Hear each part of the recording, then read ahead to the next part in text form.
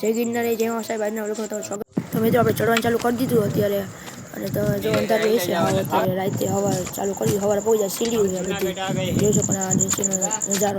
મિત્રો જે હાઈલ જ છે સ્ટોપ લેવાનું જોઈએ ત્યારે બધે વિચારે બધે બેસીને જો ચાલો આપણે સવારે તમને નજારો દેખાય અત્યારે નજારો એ બધી અંધારું જ આવશે સીધું. તો આપણે જવાનું અંબાજીથી દત્તાત્રેય હાઈલા જ જઈ અને હા ભેગી જો સીડીઓ દેખાય જ છે તમને બધાને અને આ લાકડી લઈ લીધી ભેગી અને દુકાને સ્ટોપે કર્યો છે. સ્ટોપ લઈને ઘણું વિચાર્યો થાકી ગયા બધાય. ચાલો આપણે આગળ વધીએ અને બ્લોગમાં કન્ટિન્યુ રહેજો બધાય.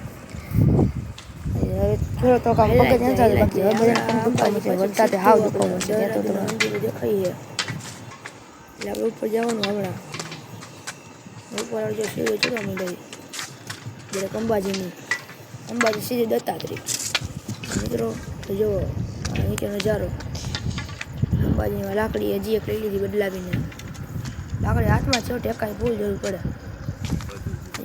થાકી જાય પૂરા બધા કેટલી કે હવે 5 મિનિટ એને બેવું પણ દત્તાત્રેય સામે દેખાય અને અત્યારે હું અંબાજી ઊભો અંબાજીને જોઈ શકો છો થોડુંક નહીં દેખાય દત્તાત્રેય સામે દેખાય દત્તાત્રેયનો ગેટ આવી ગયો છે. ગેટને બધાએ જોઈ લીધો હોય તો ચાલો હવે દત્તાત્રેય આગળ જાય. હાલો હવે દત્તાત્રેય પાસે આવી ગયા છીએ.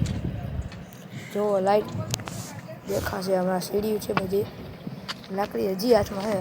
દત્તાત્રેય જો આવી ગયું જ છે અને હવાનો નજારો આવી ગયો છે. સવાર પડી ગઈ એટલે હવે તો હવાનું દેખાશે.